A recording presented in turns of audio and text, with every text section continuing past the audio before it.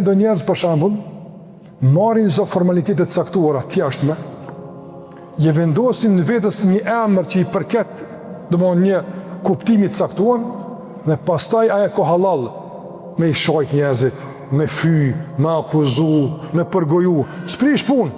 Pse na jemi i thartë të hakut? Apo, kush ta ka ngjit këtë emër ty vëllai? Kush ta ka dhënë këtë emër ty? Vetë. Me çfarë baza të ke buket? Me çfarë standarde ke buket?